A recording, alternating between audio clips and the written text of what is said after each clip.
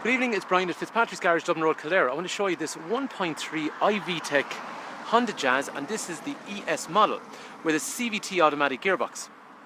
Brian's my name. If there's any information you'd like on this particular car here, please do give me a call, 086 843 1945, or if you come to the garage in Kildare, just ask for Brian. The garage is actually a family-run business in operation for almost 70 years. So at the garage here in Kildare, there's a Maxall garage, there's Honda, there's Hyundai, and then further up, there's also Mercedes. There's also garages in Naas and also Carlow, as well as Tullamore as well. So basically, as we were saying, as it is in operation for almost 70 years and it's family run, you can be sure if you spend money in a garage like this, you'll get first class service. Back to the car. This car, as we were saying, so first of all, it is a 1.3 litre. The engine on these cars is just over 100 horsepower, and it is the Earthstream's ESi-VTEC engine, which basically uses variable valve timing to shut down and open valves at appropriate times, so you get good power, but you also get good fuel efficiency as well. A car like this normally runs in a region of 45 miles per gallon, or if you think in terms of the metric system, which I really need to start doing, then you are looking at somewhere in the region of 6 or so litres per 100 kilometres. The car is then, with this engine, is mated to a 7-speed CVT gearbox. So what we mean by that basically is the whole idea of buying a car like this is that it's extremely easy to use. It's got an automatic gearbox, which means you can select park, reverse, neutral, drive. That's it, nothing else to worry about at all. With this one, it is automatic, but it has a CVT setup. So rather than going up and down through gears like you'd have in a manual car or a normal automatic car, this one's a little bit different. With the CVT setup, once we actually have drive selected, if you watch the engine revolutions down here, so as we accelerate, if you see, it's not really going up and down through gears. What it's doing is it's just using the appropriate engine revolutions. And the car is still accelerating, but if you look at the engine revolutions, they're still stuck down at about maybe under 1500, maybe 12 or 1300. The idea is that the car is not using as much fuel. This actually is more efficient than a human being. So basically, if you were to use the normal automatic gearboxes, or even use a manual gearbox and select it yourself, you won't be as efficient as this. That's why this car has 200 euros a year for annual road tax, and the fuel efficiency is identical for the automatic as it is for the manual, which is actually really unusual. So as we see, we've accelerated there, and I haven't put my foot down or anything. This is just normal cruising in a 60 kilometre an hour zone. The car gets up and down without having to use major engine revolutions. But if I put my foot down, we've moved out of the 60 zone, we watch now, and the car has now gone into the power band. So basically the engine revolutions have moved up to the high area along here, which is giving you the most amount of power available because you have the accelerator floored. So the idea of the CVT gearbox basically is it's giving you the precise engine revolution that you need at that time. So if we look down along through here, basically very, very simple and straightforward. I've got park, reverse, neutral, drive, and then there's also a sport mode, which we'll talk about in a minute. So if you leave it in drive, literally you just drive, and then when you put your foot down, you get maximum engine revolutions to get up into the high area. The power band's up higher in the engine revolutions than it is in the lower areas. But if you're just cruising along and you want to move up through the speed quite easily, as we saw along there, I can do that, and the engine revolutions are still low, which means you're actually using less fuel, producing less CO2. So better fuel efficiency and also lower road tax as well. But as we were saying, we can go into a sport mode, and we can do this while we're driving, back into S, and up here on the paddles, on the steering wheel, there's 2 paddles. So along here, if I wasn't holding a camera, it'd be easier, but left hand along here to go down, so 7, 6, 5, 4, 3, 2, 1, or if I use over here, 1, 2, 3, 4, 5, 6, 7. So all very straightforward. You don't have to use this, but sometimes people would prefer to have the idea of having gears to go up and down through. I do it myself sometimes. Maybe it's boredom, maybe it's just being so used to driving a manual car. It just allows you the function. You don't have to use it, but it's there if you want. So let's see how it works. So in this case then, we see the car is now down in the sport mode. We can use the paddle over here. So if we were to accelerate, the engine revolutions are increasing. I say to myself, I want second. I hit the paddle, second. I want third. I hit third. I want fourth. I hit fourth. I want fifth, sixth or seventh. So all very straightforward. It just means I can manipulate and control those kind of things. Similarly, if I want to go down through the gears, I can go sixth, fifth, fourth, third, second, and back into first if I want as well. So very easy to use. So I think it's quite a nice gearbox, but then again, don't take my word for it. Come try the car yourself. In terms of features on the front of the car, so as we were saying, this is an ES model. So the first thing is we see daytime running lights are standard along the front, and then we get our headlights. So once our headlights go on, these turn off. The headlights in this case are automated, we'll see that on the inside. And then because it is an ES model, at the front, parking sensors are standard on the front. As an ES model, it also gets a nice 15-inch alloy wheel. I always like the shape of Honda wheels. They're kind of like twisted in the direction that they're travelling. They're similar to some of the older sports wheels that were on them years ago, so I think they're really nice. Everything's colour coded, so mirrors, door handles all the way down the side, all colour coded. Condition of the car is quite nice, but then again the car is 171, so you would expect that as it's nearly new. The car itself has quite a large discount, so I think for someone that's looking for an automatic car, this car is heavily discounted. This car is actually coming in cheaper than a brand new manual one at the moment, so it allows some of the opportunity maybe to get into an automatic at a price point where they may not have had a chance to access before. Along the back there is rear parking sensors, and then if we look in the boot in the Jazz is very big. So for this size of car, if we compare to some of the other cars that are in this segment, Polo, Fiesta, even the i20 that we sell here in Hyundai, genuinely this is the bigger boot out of the lot in terms of usability, and that's just looking at it from a very objective point of view. In terms of down through here, okay, there is no spare wheel as standard. However, you can put a spare wheel in there if you want, but there is a puncture repair kit that comes with the car, or if you don't want to use it yourself, you have roadside assist for 3 years, and that can be used that way. After that then, grab handle down here, so it'll help depending what height you are. Jazz has really excellent rear doors for access, like the CRV as well. They have, and the the HRV, but the CRV, very easy to access the back. And one thing about the Jazz is there's a weird amount of space in the back of them. They are massive. So if you look along here, first of all, wide access. So if you have child seats along through there, you can still scoot around quite easily, a child or even an adult if they want to get into the middle. After that then, in terms of the seats, there is ESi-VTEC over here for one child seat, ESi-VTEC over here for a second child seat. In terms of the back, everyone has a head restraint, and everyone has a 3-point safety belt, including the rear middle occupant.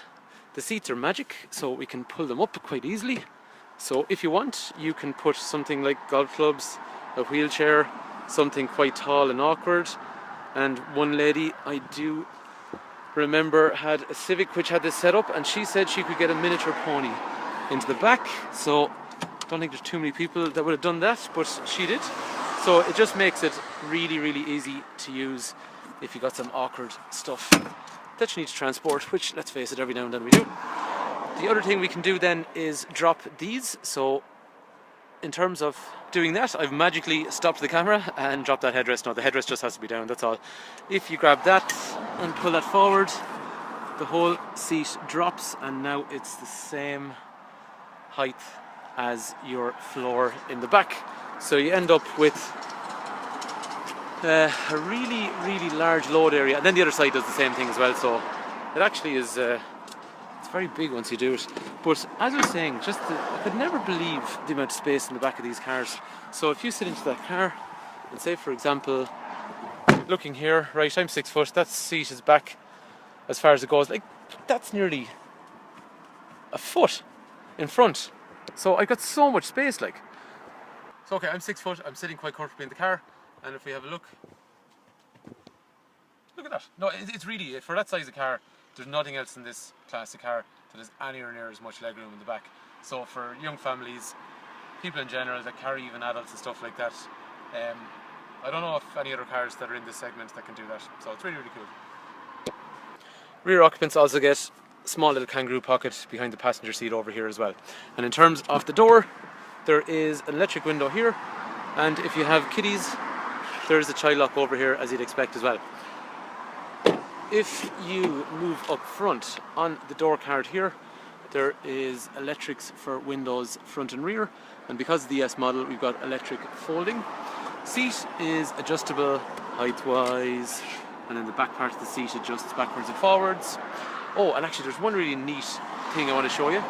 If you like quirky stuff, you're going to love this. Okay, so seat on the passenger side comes forward, fine. Seat over here, I'm going to grab this. Sorry for the bad camera work, and let that down. And now what you have is pretty much a bed. So if I get into the car, I can now sit in the back, put on my safety belt over here, and then if I have a look all the way down forward, look at that. I'm actually lying flat, and I mean, how comfortable is that? That's actually two things in the back of this car. So basically behind, even on this driver's side behind the driver, I had a load of room. And then this is ridiculous. I have actually not sat in a car before where I've been so comfortable in a car. It's unusual. I haven't actually yet met anyone that's used it, but I have yet to be a passenger, but I think I'd really enjoy it. I mean, that's just cool. Anyway, let's get back in and have a look around. So, what do we see? Over here, then, in terms of safety, we have an airbag that goes all the way along here. We've got an airbag that goes all the way down here. We've got an airbag. There's a guy checking himself out on the camera. There's an airbag basically up here, all the way, curtain all the way along. And then the side of my seat over here has an airbag. And then these head restraints are anti-whiplash. So if you look at this, they go all the way forward. And the whole idea of whiplash, obviously, if someone hits you from behind, your head goes backwards. So loads and loads of support there. While we're talking about safety, all these doors have side impact protection bars in the front and the rear, and same over on this side here and in the rear back there as well. So in terms of the front of the car, on the outside, anti-lock brakes, emergency brake distribution, emergency brake assist, and it's also got down here in the corner, there is a lane change function button. Sorry, I know it's probably not easy to see, but if I hit a button here, it just means when I'm driving along, the car changes out of lane, it'll warn me that I've drifted over out of the lane. While we're on the theme of safety, in through here there is a little clock that's going to tell me what the last speed sign I went through. So if I went through an 80 km/h zone, it's shining up there to say you're after going through an 80 km/h sign. Also, in through here, it also tells me if I have a car in front of me and I haven't reacted to it and the car in front is slowing down or something like that, it's going to give me an audible warning to say the car in front is doing something you haven't reacted. And under 32 km/h, if I haven't hit the brakes, and it senses I'm going to hit that object, it'll actually stop you from hitting that object because it'll apply the brakes itself. And even up to about 20 km/h, it means actually it won't hit the object. Closer to about 30 plus, sorry, 30, late 20s, early 30s, I think you're going to touch the object, but at a much lower speed. So that's the whole idea of that anyway. After that then, as we see in through here, it's got the Honda Connect setup. So if I hit home and press OK, all that kind of stuff in through here. So what it's doing is phone, trip information, AHA, which is internet style radio. This is touch and swipe. Let's have a better look at that. So like we were saying, touch and swipe in through here, phone over here, trip information in through here, AHA, which is internet radio. You can listen on the internet radio station you want. Audio, which is in through there, which is going to use things like USB connectors, HDMI if you want to play video, 12 volt power outlet in through here. And then also there's one more USB connector in through the center down here, so that's two USB connectors if you want. After that then we can go into more Android stuff, which is calculator, clock and all that stuff, and then we can browse the net. If we lift the handbrake, it'll give us a bit of Google once you allow it to use your data on your phone, so all very straightforward. Plus this also has the parking assist from the sensors. So the sensors make noise. If I drive forward towards this Mercedes here and I turn on my sensors, okay, sorry, what am I doing? One sec. If I go backwards,